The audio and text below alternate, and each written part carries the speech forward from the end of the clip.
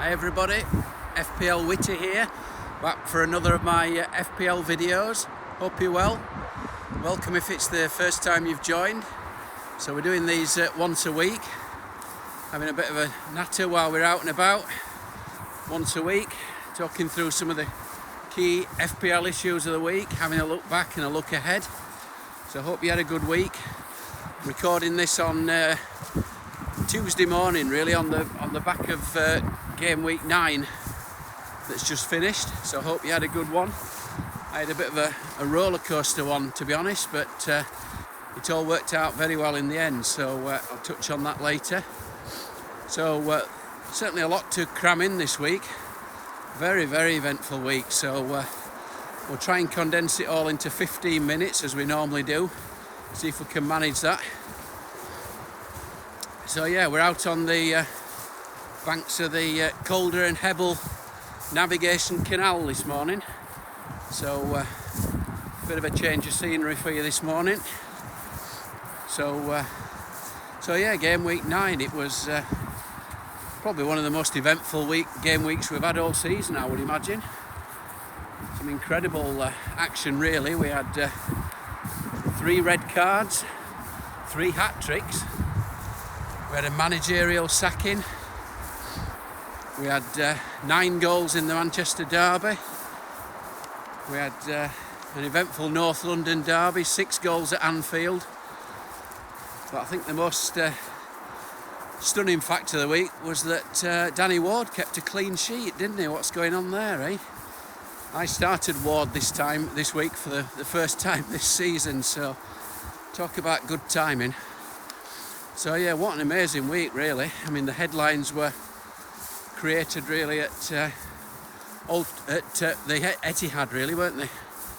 So incredible match really. I know United got a couple of late goals back to take a bit of a put a respectability on the score, I would say, but it was a bit of a hammering really, in truth be told, wasn't it? 6-3, what an astonishing match. We're just running out of things to say about Haaland, aren't we? So I think those that captain Haaland will have been in dreamland really after his monster haul, 3 goals and 2 assists. He's averaging, 12 points a game now. I know a few stayed away from him from the captaincy this week because it was a perceived tough match in a Manchester derby, but I think there's a harsh lesson there that there's no such thing as a tough fixture now for Haaland. What incredible finishing. So good to watch. I think when he plays Liverpool in game week 11, I don't think you want to be messing about now, do you? You just want to give him the armband every single week. If Trossard can score a hat-trick against Liverpool, then what can Haaland do, eh? So absolutely astonishing. And Foden, of course, getting a hat-trick as well, so amazing. If you own both of those players, then very well done. And then we had a bit of a 3-3 ding-dong at Anfield, didn't we, with a Trossard hat-trick. Liverpool thought they'd completed the perfect comeback from 2 down, but Trossard scored again, so 3-3.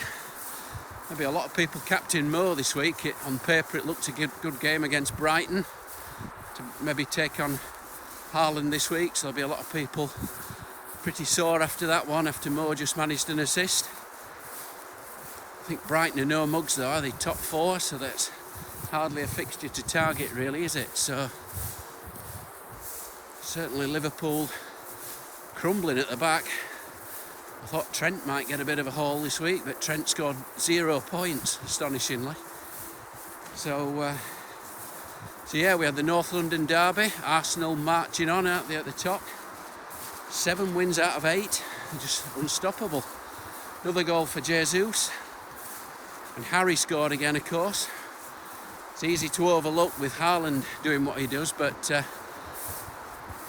Harry Kane's returned in every match apart from the opening day, so I think the 2 premiums to be on at the moment seem to be Haaland and Kane, don't they? If you can accommodate that within your structure. and Emerson Royale with a red card. Fulham, they didn't exactly go to plan for Fulham, did it? Everybody seemed to bring Mitrovic in this week, and I brought him in the week before, and he's brought me a blank against Nottingham Forest, and then he hobbled off against Newcastle. So just the way, isn't it, after he'd been scoring against all the top teams before it. Bit of a disaster for Fulham though. They were down to 10 men in the first 10 minutes, got hammered by Newcastle. I think probably the most frustrating part of this game for many will be Nick Pope managing to concede in the 89th minute in a game that was done and dusted really, and Fulham down to 10 men, so certainly that's a frustrating one. I think all the Twitter debate going into the week was looking at the Isak replacements, and split opinion really as to Tony or Isak, Tony or Solanke, and they both came head to head in the same match, didn't they? And the answer to Solanke or Tony was neither, wasn't it? 0-0. Pretty uneventful game.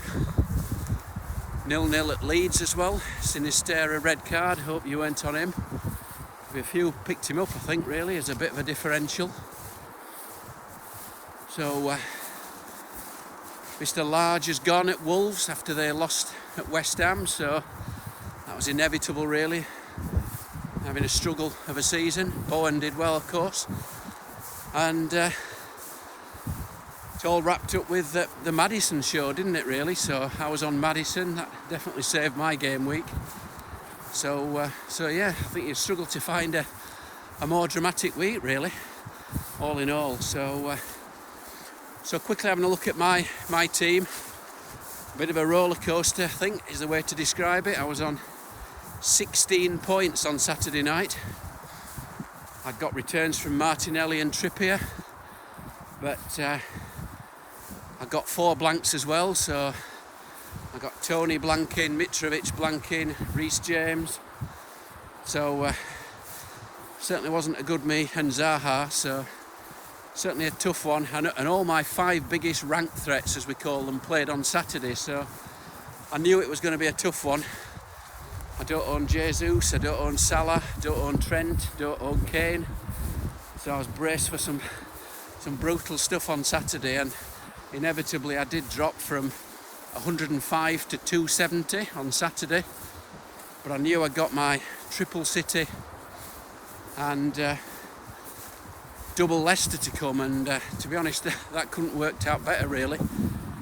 I got 54 points from Haaland and De Bruyne, astonishingly, and 26 points from Maddison and Ward. So in the end, from being on 16 points on Saturday, I ended up on 97 points, and I got a green arrow from 150k at the start of the game week on to 38k, so quite a sizable green this week. The highest I've been this season, 7 green arrows out of 8 now, so certainly having a bit of a look along the way, but we'll take it. I'm sure it will even out soon enough. So yeah, crazy game week and roller coaster for me, and it worked pretty well. So just quickly in terms of looking ahead for me, and then we'll look at maybe the best buys and sells for the week ahead. So for me, I think much will depend on the injury to Mitrovic. Wait for news. I'm recording this on Tuesday, so by the time you see this, we might even have some news one way or the other. I think if Mitrovic is fit, I'll be looking to roll the transfer this week, personally. That will be the plan. Not quite sure if he's out, what to do. I mean, if he's only out for 1 game, I'm fairly sure I would still roll the transfer and keep him, because he's fantastic value. He's got great fixtures ahead. I don't want to be messing about taking him out and buying him back in. I definitely want him for the next few, so unless he's confirmed out for more than 1 game, I'll be keeping Mitrovic, even if I have to bench him for a game. So I'll be rolling. I think one thing I'm going to look to do is to move De Bruyne to Salah in game week 12. That will be the plan, because of course we've got to navigate this game week 12 situation with Arsenal and Manchester City not playing. So my plan will be to have Cancelo, Martinelli and Haaland and bench them in game week 12, try to get a team out. Don't want to be using transfers to take them out and put them back in. If you've got a game week 13 wildcard, that'll be a bit easier for you. But bear in mind, if you take Haaland and Martinelli out and then buy them back, it'll cost you 0.6 more, depending on when you bought them, to buy them back. So that will be my plan. So I'll be moving De Bruyne to Salah, I think, in game week 12. I know he's out of form, but Salah has West Ham that week. And then after that, he's got Nottingham Forest and Leeds. So if those fixtures can't spark Mo back into life, then nothing will. So that'll be what I'm looking to do. I think looking further ahead, two sort of possible ways I could go really. I'm looking to game week 12, 13, game week 13 really. I'll either want Jesus back for some Arsenal fixtures, or I'll want Trent. And in both cases that will involve a keeper downgrade over the next couple of weeks to try and set that up. And if I go down the Trent route, I will need to maybe take my third striker down to a 4.3 and play a 4-4-2. So yeah, there's plenty to think about, but we'll touch on that. I'll be back each week to discuss these moves. So quickly looking at the most popular buys and sells this week. I mean, inevitably the top three sales are Trent, Luis Diaz and Salah. Well, they're in the top 5 sales, and that's inevitable really, I think. They've got Manchester City and Arsenal in the next 2. And then we've got the injured Mitrovic and Kulu, but I wouldn't be in a rush to sell Mitrovic unless we get confirmation that he's out for a while. And then the top buys, Foden and De Bruyne. I think I'd be very careful about bringing a Manchester City player in. Bear in mind that you might do yourself over for game week 12 if you've got too many Man City and Arsenal players. Be careful of that. I wouldn't be buying Arsenal or Man City in. I'd be actually looking to sell them at the moment, to be honest. And then inevitably Trossard and Maddison in the big buys. I think certainly Maddison, he's certainly vindicated my decision to go early on the wild card in game week 8. There's no way on earth I would have had him in my team if I didn't. So yeah, so plenty of activity. I would say do nothing until probably Friday or Saturday. We've got a full set of midweek European games. It only takes one key injury there, and any early transfers you make, you'll come unstuck because you'll be forced into a probable -4. So don't do anything with your transfers until Friday, is what I would say.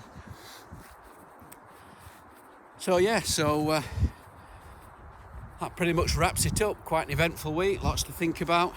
If you want to follow my team more closely, I write articles for Fantasy Football Geek website.